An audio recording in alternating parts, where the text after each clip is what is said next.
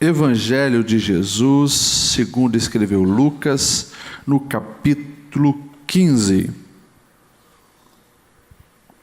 E nós vamos refletir alguma coisa sobre essa ênfase que nós estamos dando nesse mês. Eu creio na família. Você sabe que a temática que Deus inspirou-nos nesse ano para nós ministrarmos é tempo de lutar pelos fundamentos da nossa fé.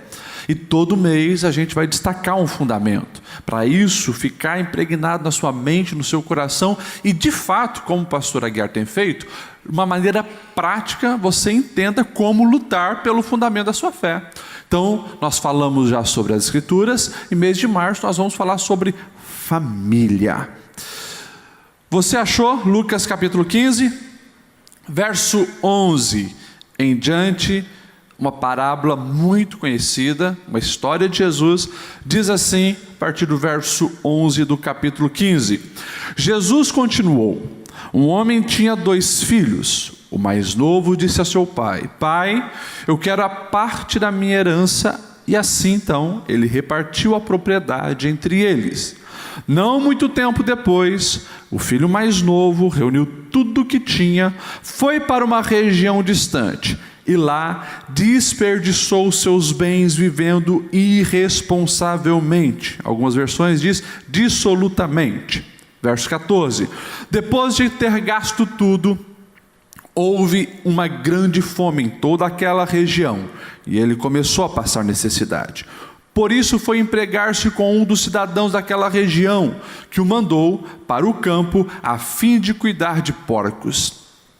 Ele desejava encher o estômago com as vagens de alfarrobeira que os porcos comiam, mas ninguém lhe dava nada. Caindo em si, ele disse: quantos empregados de meu pai têm comida de sobra, e eu aqui morrendo de fome? Eu me porei a caminho e voltarei para meu pai, e direi: Pai, pequei contra o céu e contra ti. Não sou mais digno de ser chamado teu filho. Trata-me como um dos teus empregados. A seguir, levantou-se e foi para o seu pai. Estando ainda longe, seu pai o viu e, cheio de compaixão, correu para o seu filho, o abraçou e o beijou. E o filho disse: Pai, pequei contra o céu, contra ti, não sou mais digno de ser chamado teu filho. Mas o pai disse aos servos: depressa, tragam a melhor roupa e vistam nele. Coloquem um anel em seu dedo, calçado em seus pés, tragam um novilho cevado e matem-no. Vamos fazer uma festa e comemorar, pois esse meu filho estava morto e voltou à vida, estava perdido e foi achado. E assim começaram a festejar. Enquanto isso, o filho mais velho estava no campo. Quando se aproximou da casa, ouviu a música e a dança, então chamou um dos servos e perguntou o que estava acontecendo. Ele respondeu: seu irmão voltou. Seu pai matou o novilho cevado, porque o recebeu de volta são e salvo. O filho mais velho encheu-se de ira e não quis entrar. Então seu pai saiu e insistia com ele, mas ele respondeu ao seu pai: olha, todos esses anos tenho trabalhado como escravo ao teu serviço e nunca desobedeci às tuas ordens, mas tu nunca me deste nenhum cabrito para eu festejar com os meus amigos. Mas quando volta para casa, esse seu filho que esbanjou os teus bens com as prostitutas, matas o novilho gordo para ele. Disse o pai: meu filho, você está sempre comigo e tudo que eu tenho é seu. Mas nós tínhamos que comemorar e nos alegrar, porque esse teu irmão estava morto e voltou à vida, estava perdido e foi achado. Amém?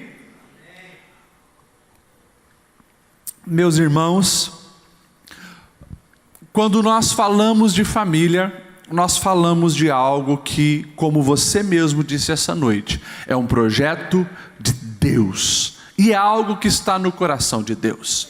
Você repetiu umas 2 vezes já nessa noite a frase: eu creio na família.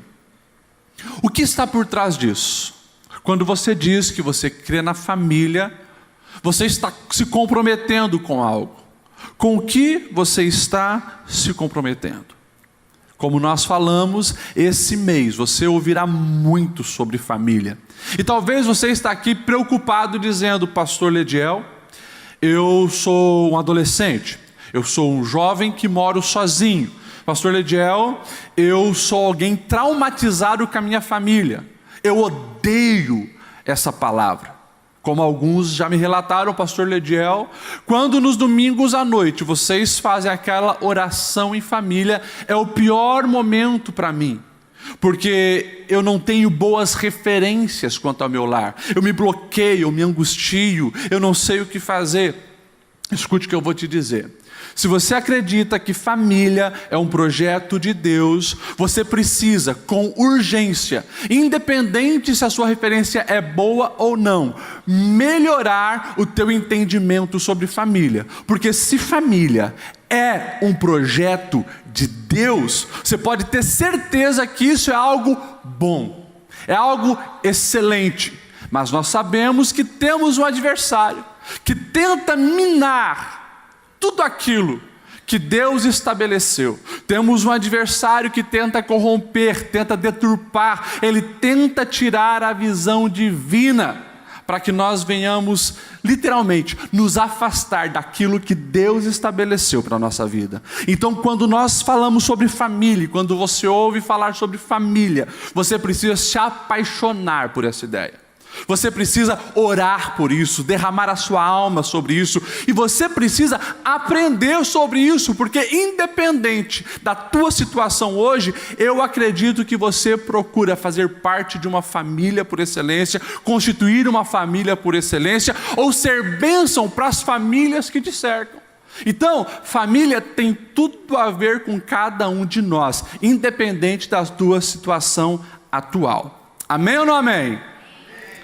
Para nós iniciarmos essa reflexão, a gente precisa fazer algumas perguntas.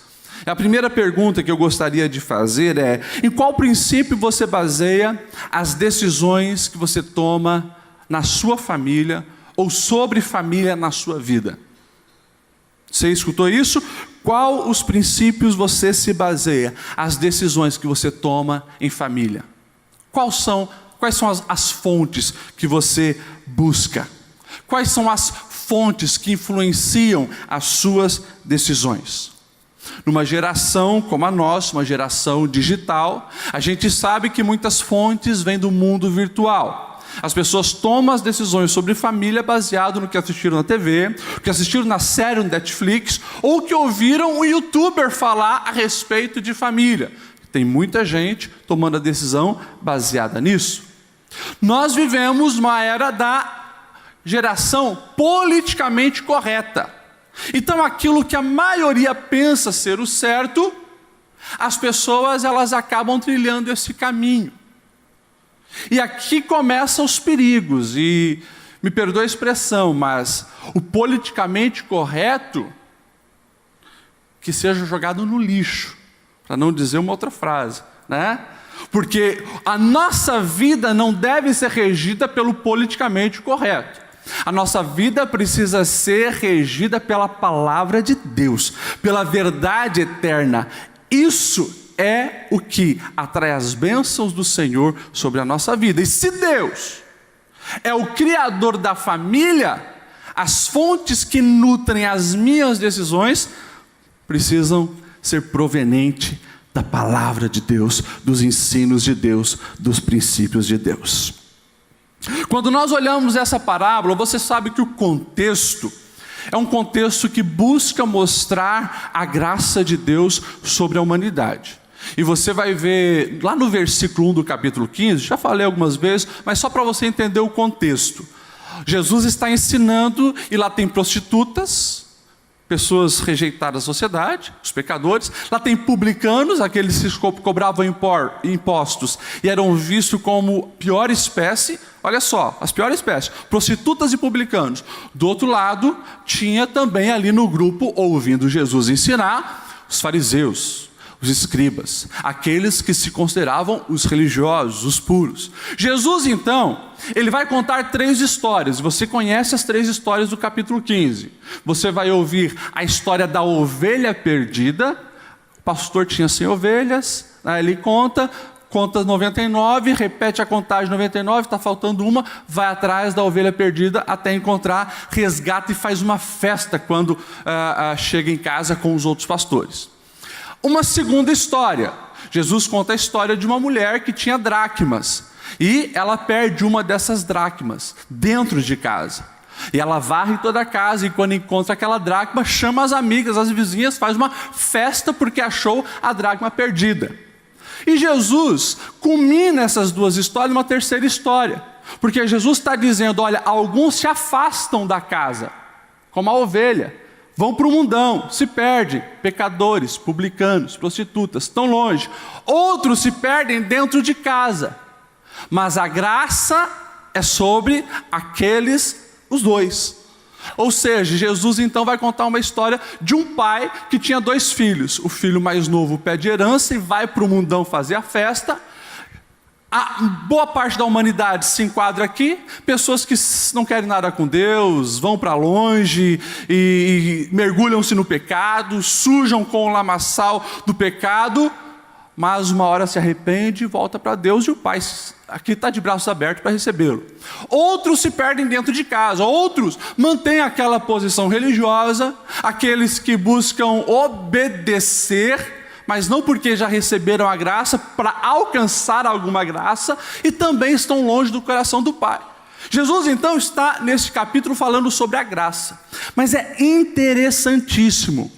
E essa semana, eu estava observando nesse texto, e essa pregação ainda não está fechada, mas me destacou algumas coisas que essa história dos filhos pródigos, posso dizer assim, e de um pai amoroso, evidencia a respeito de um lar. Eu acho fantástico já a ideia de Deus pegar a figura de um pai de família, se colocando como o Deus amoroso, mas é uma família que não é perfeita. Uma família que tem um pai muito amoroso, um pai gracioso, um pai que tem atitudes maravilhosas frente aos filhos, mas os filhos são errantes, os filhos são pecadores. E aqui já começa a ilustração de Jesus, evidenciando que não tem família perfeita. Não tem família perfeita. E você precisa entender isso. Enquanto nós estivermos nesse mundo, nenhuma família será 100% perfeita. Agora, nós precisamos estar num processo de aperfeiçoamento. Por isso estão aqui os princípios do Senhor. Eu acho fantástico a maneira que Jesus fala. E essa família que Jesus aqui conta essa história, que é uma família também problemática, é uma família que tem os seus reveses, tem as suas tempestades, é uma família que mostra que se nós não estivermos atentos, alguns ladrões da paz no lar podem também fazer parte da nossa família e roubar a paz na nossa casa. A temática dessa pregação é isso: os ladrões da paz dentro do lar. Olha só, mantenha a Bíblia aberta e vai comigo ali, a partir do verso 11 e 12. Diz assim: Jesus continuou, um homem tinha 2 filhos. Não vou entrar nos pormenores, cadê a esposa, se tinha falecido, porque não aparece, não vou entrar nos detalhes, porque isso aqui é uma história que Jesus está contando. Agora, olha o verso 12. O mais novo disse ao seu pai: pai, eu quero a minha parte da herança. Até aqui. Fica claro, um dos ladrões da paz dentro do lar, sabe qual é? É quando alguém não sabe o seu lugar dentro da própria casa. Quando alguém não sabe o seu lugar dentro da própria casa, você pode ter certeza que vai faltar a paz naquele lar. Nós temos aqui o irmão mais novo, nem era o irmão mais velho, que tinha direitos a mais na cultura de 2000 anos atrás lá de Israel. O irmão mais novo, ele chega para o pai e ele comete algo absurdo, impensável para aquela comunidade. Pedir a herança para o pai antes do pai morrer. Como é que vai pedir a herança para o pai? Herança fica depois que o pai morre. Aquele filho, ele estava literalmente dizendo assim para o pai: o que interessa é o teu dinheiro. Não quero seguir a lógica divina de o pai cuidar dos filhos, depois os filhos cuidar do pai. Me importa é o teu dinheiro. E esse menino, de uma maneira impensável, comete esse grande absurdo de pedir a herança para o próprio pai vivo. Nós vemos também, depois, o irmão mais velho não entendendo o seu lugar, porque esse irmão mais novo vai, desperdiça tudo, se arrepende, volta e o pai recebe com amor e faz uma festa. O irmão mais novo, o irmão mais velho, quando sabe que o irmão mais novo chegou em casa, também desrespeita o pai. Um esbanja o dinheiro do pai, o outro esbanja a honra ao pai, o respeito ao pai. Ambos aqui estão cometendo grandes pecados, grandes erros, não se colocando no seu lugar naquela casa. E aqui a gente começa a enxergar por que na nossa sociedade hoje nós vivemos esse caos dentro das famílias. Sei que tem advogados aqui no nosso meio, conversa com eles sobre os índices de divórcio que não para de crescer. Você vai ver que a sociedade cada vez está mais informatizada, as pessoas estão com o seu nível de escolaridade cada vez maiores, mas o índice de divórcio não para de crescer, inclusive dentro da própria igreja. Tudo isso é porque os ensinos que regem o sucesso de uma família conforme o coração de Deus não estão sendo obedecidos. Se dá muito mais ouvido para outras vozes que vão além da voz do Senhor. E quando nós falamos de criação de filhos, por exemplo, e aqui o texto deixa bem claro a respeito de filhos, nós vamos ver que essa é uma geração onde os filhos estão literalmente mandando nos pais. Diz o escritor que a geração da minha idade, em torno aí dos 30 a 40 anos, é a geração que foi a última geração a obedecer os pais e a primeira geração a obedecer os filhos. Porque inverteu os papéis. E se você, por exemplo, pegar capas de revistas, pode pegar capa de revistas seculares, você vai ver que essa tem sido uma temática frequente nos últimos anos. Por exemplo, revista Época, algum tempo atrás, lançou uma capa bem grande, Eles que Mandam, e um adolescente grandão segurando os pais pela mão. Uma outra capa de uma revista secular dizia: é preciso que os pais aprendam a dizer não. Por quê? Todas as coisas agora estão se invertendo. Isso gera um caos coletivo em toda a sociedade. Não afeta a sua família, afeta na escola, uma geração de adolescentes e crianças rebeldes que coloca o dedo na cara do professor e manda nos professores. Uma geração que comete atrocidades porque não tiveram limites em casa. Eu não sei se alguém aqui trabalha em RH, mas os RHs hoje estão de cabelo em pé. De vez em quando eu converso com alguém da área da psicologia que estudou comigo, trabalha em RH, não sabe o que fazer com essa geração que está vindo aí. Porque é uma geração que se acha, uma geração egoísta, é uma geração que não se submete a nenhuma autoridade, está todo mundo apavorado. Às vezes é inteligente, fala inglês, tem domínio de programação da informática, mas as coisas essenciais a respeito da vida não sabe. Por quê? Porque os princípios de Deus não estão sendo obedecidos na vida prática. Pais estão perdendo o controle e filhos não estão sabendo o seu lugar dentro de um lar. Qual é o lugar de um filho dentro de um lar? É só você ir para a palavra. Está lá, já 3.500 anos atrás, nas tábuas da lei, os 10 mandamentos. Honra o teu pai e a tua mãe, para que se prolongue os dias sobre a terra. Provérbios que foi lido hoje, Provérbios 6, versículo 20. Meu filho, obedeça os mandamentos do seu pai, não abandone o ensino da sua mãe. Novo Testamento, Efésios capítulo 5, 6, vai falar muito bem desses papéis. Para os filhos, filhos, obedeçam aos seus pais no Senhor, pois isso é justo. Ou seja, a gente fala tanto de justiça, de querer fazer o que é correto, o que é reto, está aqui. Obedeçam os seus pais, honrem os seus pais no Senhor. O texto de Paulo ali em Efésios vai dizer: honra teu pai e a tua mãe, porque este é o primeiro mandamento com promessa. E continua: para que tudo te corra bem, tenhas longa vida sobre a face da terra. E daí a gente também começa a perceber porque é uma geração que tem atraído tanta maldição sobre si. Ei, você acha que não tem nada de espiritual no índice crescente de suicídio entre os jovens e adolescentes, que não para de crescer no mundo? O número de pessoas destruídas pela droga, pelo álcool, por doenças venéreas, pessoas que morrem em acidentes, o tempo todo está acontecendo isso. Você acha que não tem também batalha espiritual nisso? E isso não é também maldição que as nossas gerações estão vivendo porque não sabem honrar e obedecer os seus pais? Eu acho lindo quando Lucas, o evangelista Lucas, ele é aquele que destaca a adolescência de Jesus. Nós não temos muito a respeito da vida de Jesus, muitas informações a respeito da vida de Jesus, antes dos 30 anos. Nós sabemos do nascimento, nós sabemos que ele fugiu para o Egito, depois foi para Nazaré, que ali houve aquela perseguição quando ele nasceu, e assim por diante, nós sabemos isso. Daí Lucas ele vai destacar quando Jesus tinha 12 anos, quando vai ao templo. Eu acho fantástico.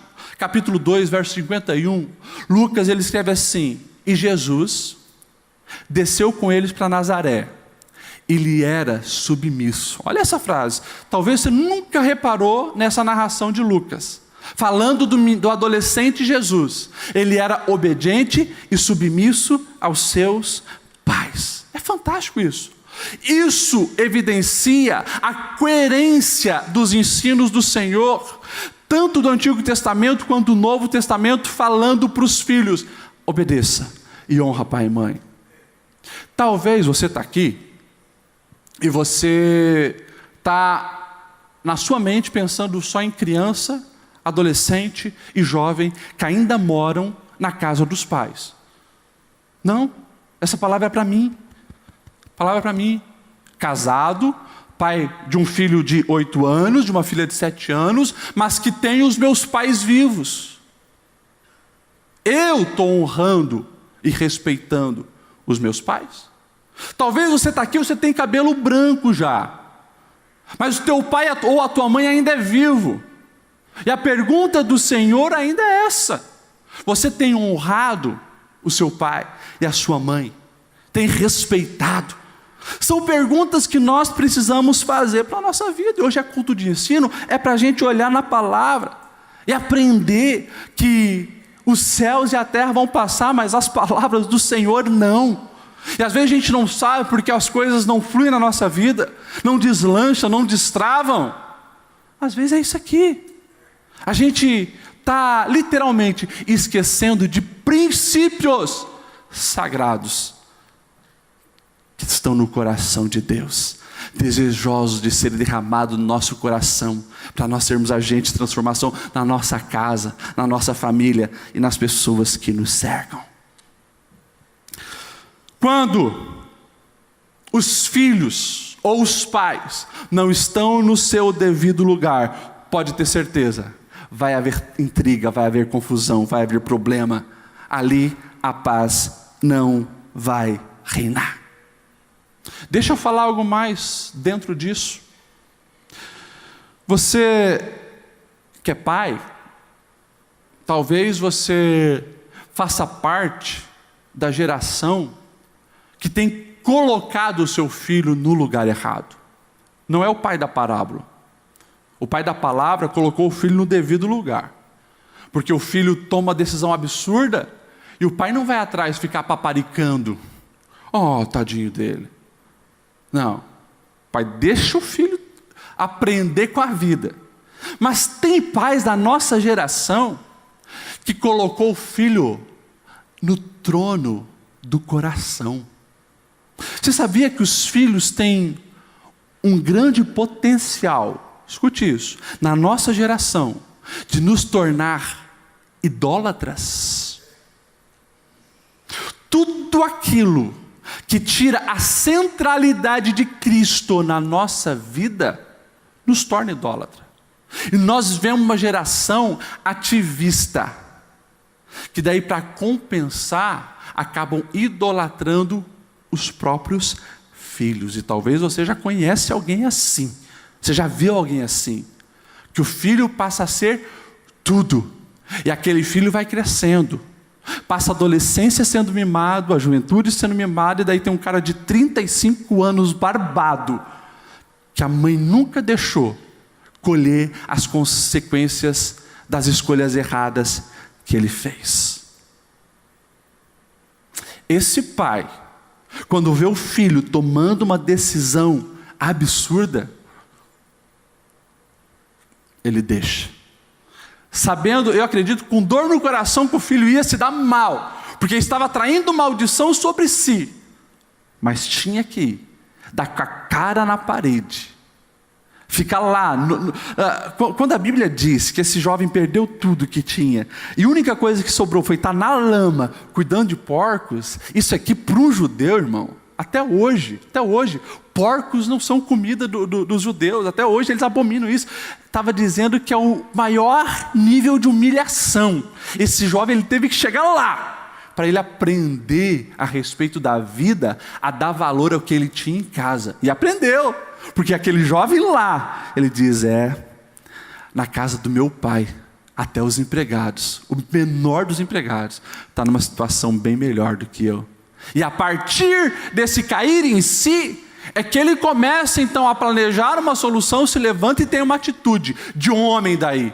Saiu orgulhoso, desprezando o pai, mas voltou de cabeça baixa, humilhado, dizendo, pai, pequei contra o céu e pequei contra ti.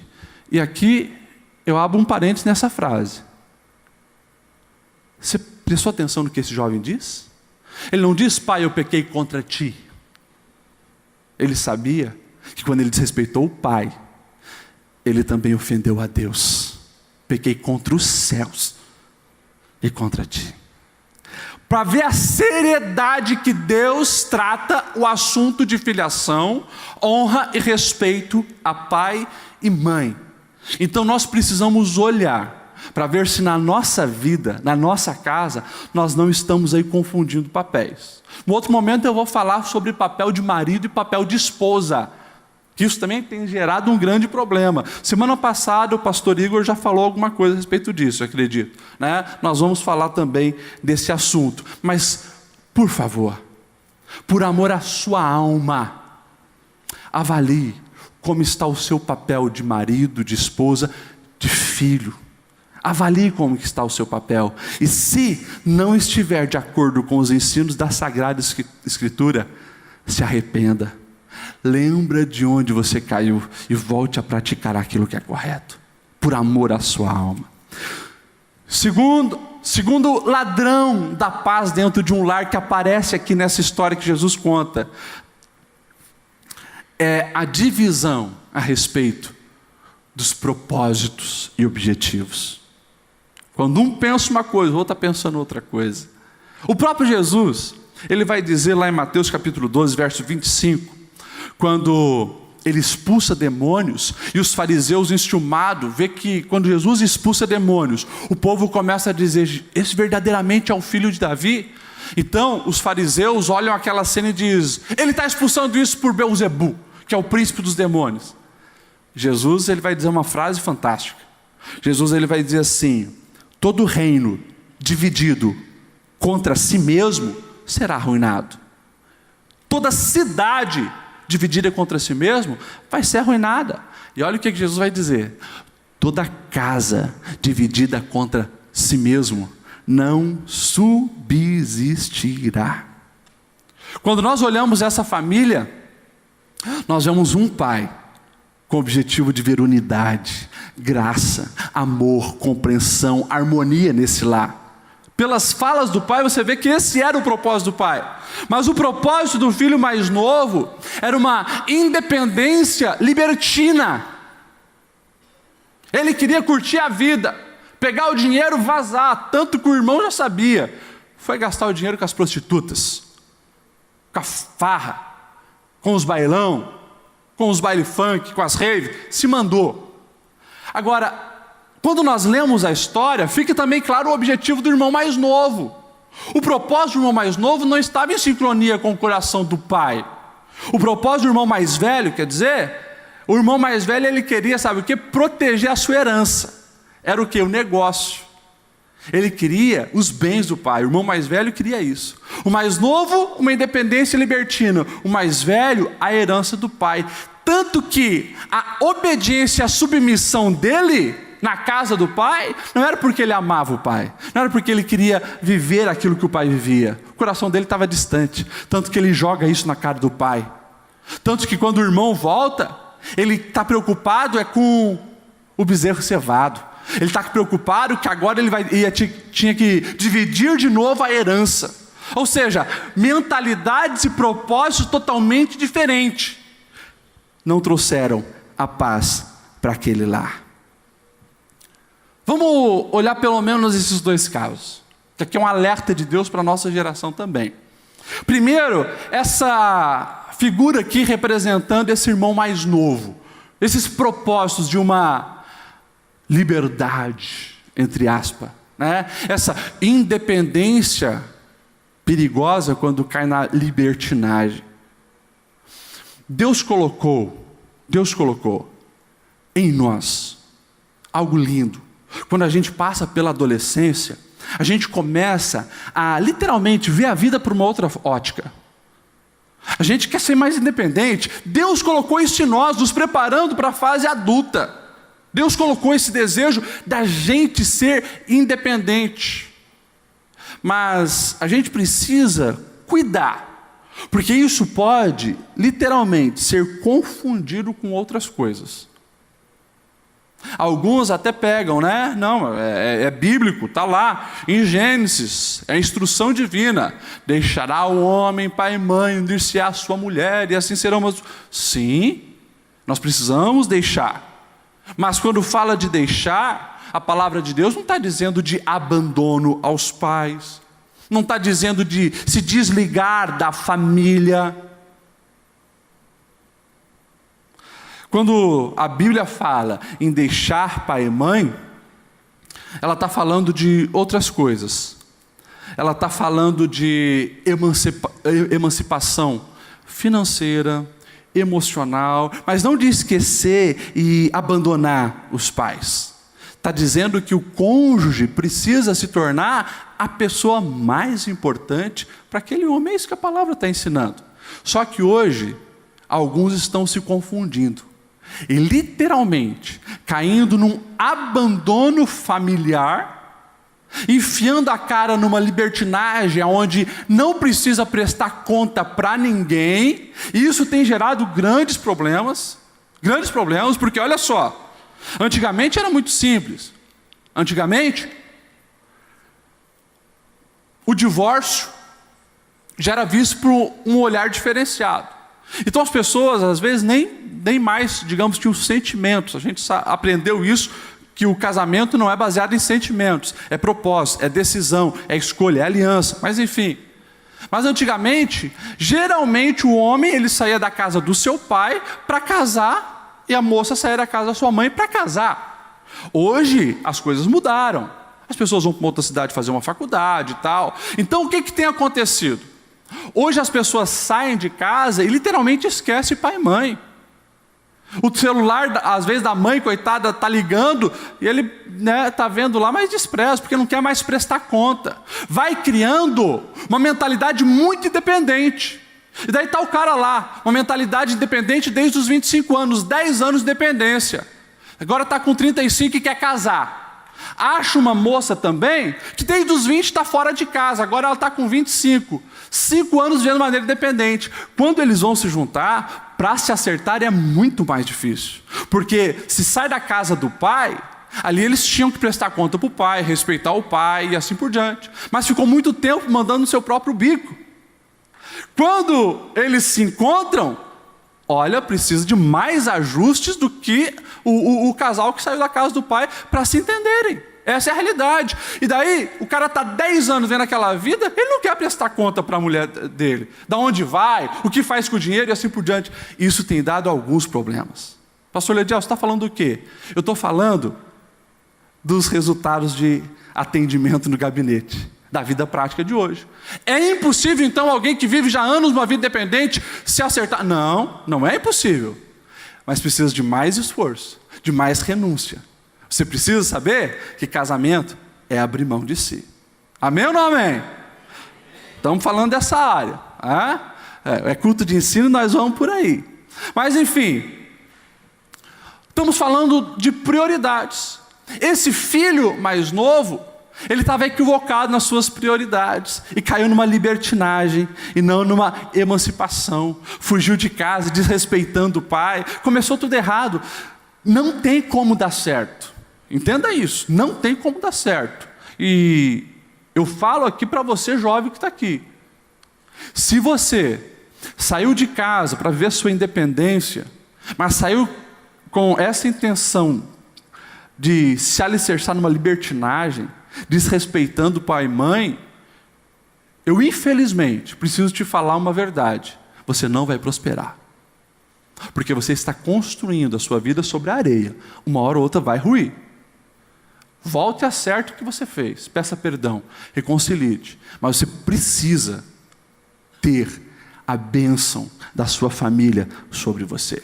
Esse filho, é interessante que quando se escolhe esse caminho, quando a gente olha para as consequências que ele teve, a gente viu que ele colheu humilhação, a gente vê que ele perdeu, olha isso, a sua própria identidade. Já parou para pensar que esse filho, que sai desrespeitoso de casa, buscando uma libertinagem, ele perdeu a sua própria identidade? Porque agora ele estava sendo escravo. Era filho amado, filho querido, agora estava escravo. O texto vai dizer, eu acho lindo esse detalhe que o Lucas relata, que ele via as bolotas de alfarrobeira que os porcos comiam. Ele tinha tanta fome que ele tinha vontade de pegar aquilo e comer. E o texto diz que nem isso ele podia. Ou seja, o cara estava na pior. Era filho, agora era escravo. Quando ele diz que vai voltar para casa, ele diz: pai, por favor, não me trate como seu filho. Eu quero ser um dos seus servos, um dos seus escravos. Quando se sai de casa dessa maneira, cai na libertinagem, você perde a noção de quem você é. O pecado distorce totalmente a autovalorização que você tem. Tira o seu valor, porque a libertinagem leva para o pecado. O pecado satisfaz a carne, mas deixa um vazio na alma. Consequentemente, toda a sua compreensão a respeito de si mesmo vai para a lama. E a pessoa cada vez mais vai se atolando, se perdendo, mas o vazio no coração aumentando. Essa é a realidade. Olha para os jovens. Você vai ver hoje uma geração fisicamente linda. Pensa numa geração que está seguindo aí a onda do aparentar. Jovens e homens e mulheres lindos. Mas também você vai ver uma geração vazia na alma. Uma geração sem estrutura emocional nenhuma. É a realidade disso aqui, da palavra de Deus. A gente olha para isso aqui e a gente vai ver que essa libertinagem acaba trazendo uma sobrecarga sobre esse jovem que ele não precisava levar. Não era o tempo dele sair de casa. Ele achou que sabia alguma coisa, mas não sabia nem fazer amigo, porque quando foi bater na porta de alguém, quando acabou o dinheiro, ninguém lhe deu nada. Não tinha estrutura nenhuma. Agora estava levando um fardo que ele não conseguia suportar sobre si. De culpa, de desespero, de angústia. Nem sobreviver estava conseguindo. É consequência do pecado. Eu vou pular, porque não tem como falar muito mais sobre isso. O tempo voou. Vamos olhar para o irmão mais velho agora. O irmão mais velho, ele é o relato também do propósito ambicioso da ganância nos corações das pessoas hoje. Uma família onde tem ganância, e o alvo de alguém daquela família é apenas o enriquecer, é apenas o se destacar no poder, na fama e assim por diante, você pode ter certeza, a paz não estará ali. O versículo 28 em diante vai dizer: o filho mais velho encheu-se de ira e não quis entrar. Então o seu pai saiu e insistia com ele. Mas ele respondeu ao pai: olha, todos esses anos tenho trabalhado como escravo a teu serviço, nunca desobedeci às tuas ordens, mas tu nunca me deste um cabrito para eu festejar com os meus amigos. Quando volta esse teu filho, que esbanjou todos os bens com as prostitutas, tu mata o novilho cevado para ele. Essa é a geração que está preocupada com o bem. Essa é a geração que só está preocupado com o cifrão.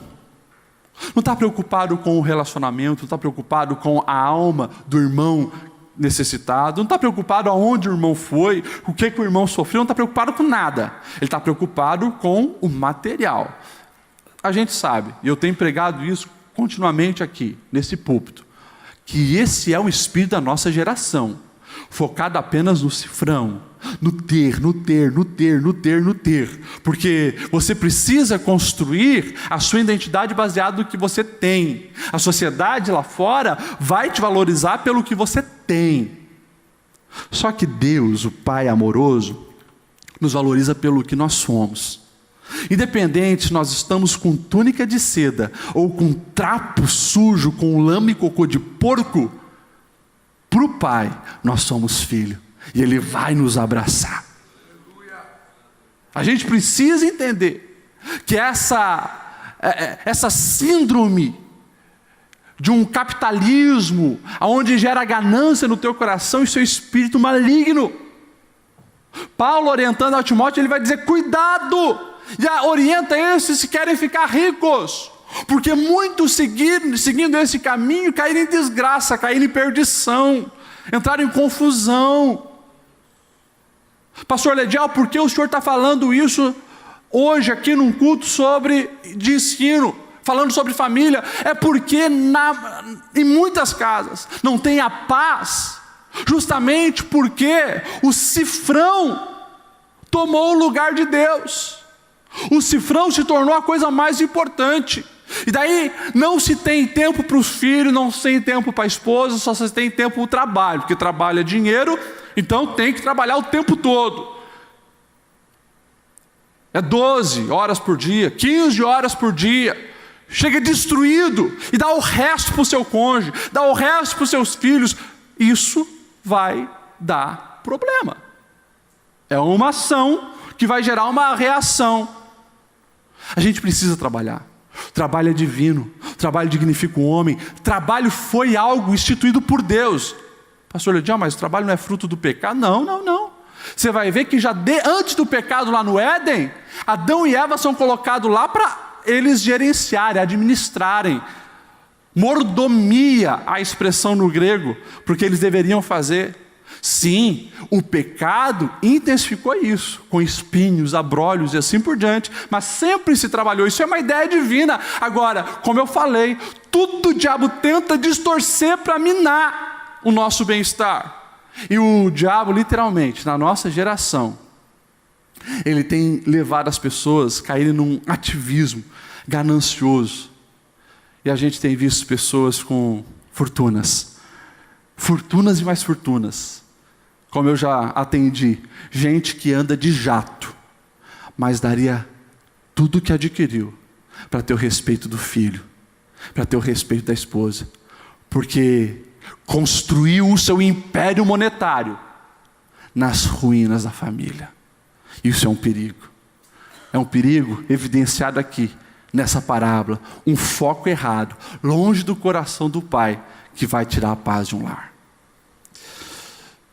Eu tenho mais 2 tópicos para falar, eu vou correr os 2.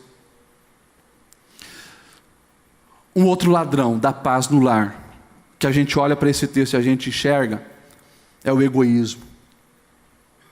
Está claro na atitude dos 2 filhos. O filho mais novo é egoísta porque pede a herança para o pai, está nem aí para o pai. O filho mais velho só está pensando nele, não está nem aí para o irmão mais novo. Isso aqui é obra satânica.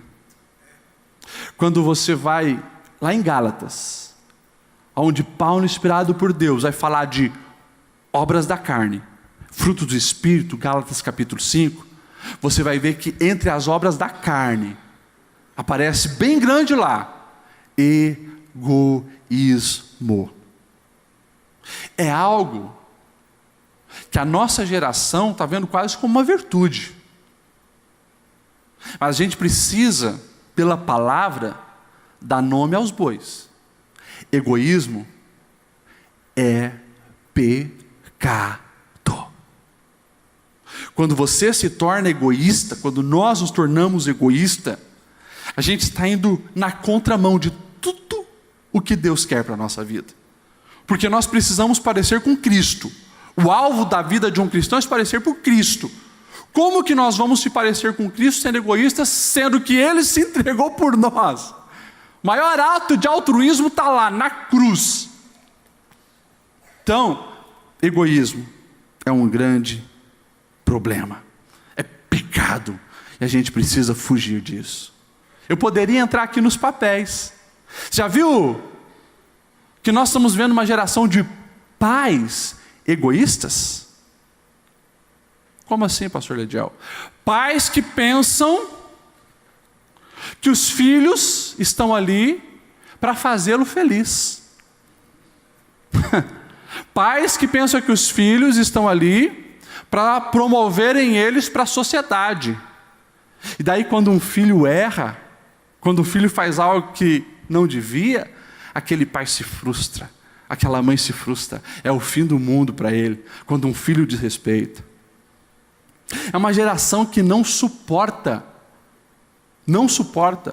ver um filho seguindo um caminho errado.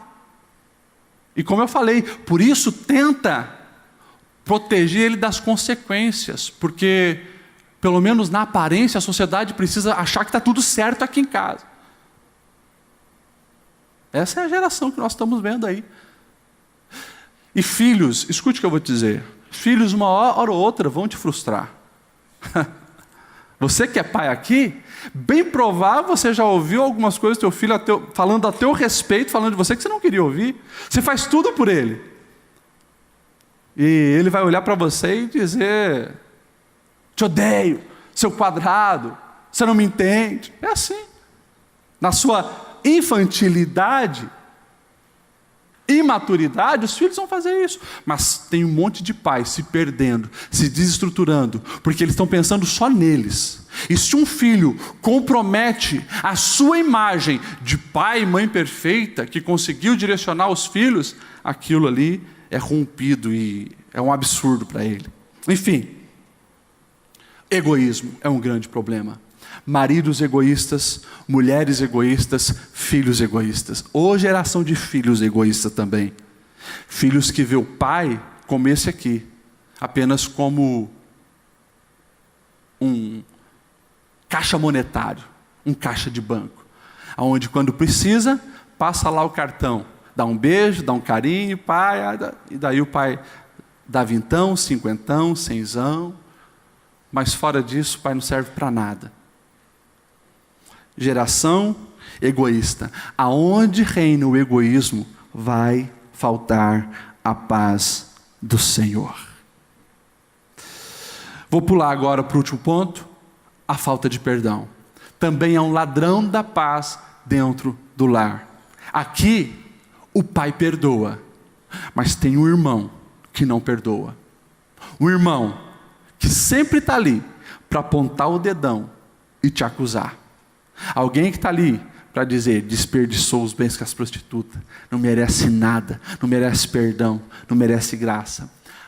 Qualquer família, em qualquer nível de relacionamento, seja pai, filho, marido, mulher, irmãos, se não tiver perdão, vai faltar a paz. A gente precisa entender que nenhum de nós somos perfeitos. Todos nós somos falhos, errantes, pecadores. Todos nós.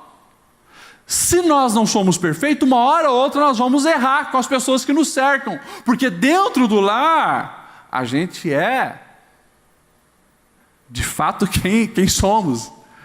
Para a sociedade a gente camufla. A gente vai trabalhar e bota um sorriso no rosto. E finge que está tudo bem. Dentro de casa, nós de fato somos aquela pessoa. E lá a gente bota os nossos males para fora. E a gente se machuca. Com palavras, com atitudes, a gente se fere. Se não há perdão, pode ter certeza, vai faltar a paz. A gente poderia pegar muitas famílias. Uma família clássica. A família de Jacó. Está lá os irmãos que pegam o predileto, José, jogam numa cova, sujam a túnica com um sangue de animal e diz, olha, morreu. Já parou para pensar que durante 20 anos Jacó ficou sofrendo, pensando que seu filho estava morto? Eu pergunto para você, 20 anos, aqueles irmãos se corroeram pela culpa. Olha só, quando eles voltam, lá no Egito, 20 anos depois, para buscar alimento, porque na terra deles faltou alimento, e José não se revela de início, mas coloca a taça dele, né, para pegar os irmãos e tal. Quando eles veem que a taça está ali e as moedas foram devolvidas, qual a primeira coisa que vem na mente deles? Isso está nos acontecendo, porque lá atrás, 20 anos, nós fizemos aquilo com José. Você parou para pensar nisso? 20 anos aqueles homens sofreram, tentaram acabar com José porque era o predileto, mas apenas viram o favoritismo de José ser transferido para Benjamim. É isso que aconteceu. E aquela família fica 20 anos sobre culpa. Quando que acontece a paz naquele lar? Aquela família só vai ter paz quando os irmãos vão para o Egito, se encontram, José se revela e libera perdão. Ali a paz começa a reinar. Gente, a nossa sociedade hoje tem sido afligida em todas as áreas pela falta de perdão. Se você não aprendeu a perdoar, se eu não aprendi a perdoar, eu preciso me converter de novo. Você precisa se converter de novo. Porque não tem como ser cristão e não praticar o perdão. O nosso exemplo maior é Cristo, perfeito, sem erro. O Cordeiro Imaculado de Deus que veio aqui no mundo e não cometeu um pecado. Mas na cruz, quando estava sendo morto, olhou para a humanidade e disse, Pai, perdoa. Os malfeitores não sabem o que fazem. E daí a gente acha, não, mas ele é o culpado. O outro que fez isso para mim, a gente acha que a gente então não deve liberar o perdão. Isso vai te corroer. E escute o que eu vou te dizer. A gente vê poucos dados na mídia secular a respeito disso. Mas cientificamente já é provado que boa parte das doenças que a gente vai dizer que se somatizam no corpo, que vêm para o corpo, eu posso dizer algumas. A gente pode colocar problemas aí de estômago, problema de intestino, câncer, muitos. Eles são impulsionados pela falta de perdão. A alma está ligada com o corpo. Não tem como você achar que pode separar as coisas. Que se você viver amargurado, rancoroso, cheio de coisa ruim dentro de si, isso não vai afetar o teu corpo, vai afetar também o seu corpo. E talvez isso é uma das maneiras para você começar a perceber que a tua alma precisa de cura, de saúde, de vida. Porque a gente às vezes só olha para a aparência, para o corpo. A alma está doente, as pessoas não percebem isso. Perdão. É preciso perdoar. Aquele irmão mais velho, ele estava correndo um grande risco de prejudicar toda aquela família por ser orgulhoso e não liberar perdão para o seu irmão. Jesus, ele deixa bem claro, quando Pedro quer, mais uma vez, se sobrepujar diante dos discípulos, falando sobre perdão, porque os fariseus ensinavam que uma boa pessoa perdoa até 3 vezes. Então Pedro chega para Jesus e joga lá em cima. Senhor, até 7 vezes a gente deve perdoar, né? Ele duplica e acrescenta mais 1. E daí Jesus olha para Pedro, Pedro, seu cabeção, até 70 vezes 7. Tu vai se converter, rapaz. É o que a gente precisa fazer. A gente precisa se converter. A gente precisa cuidar para que esses ladrões que tiram a paz dentro de um lar não venham afetar a nossa família.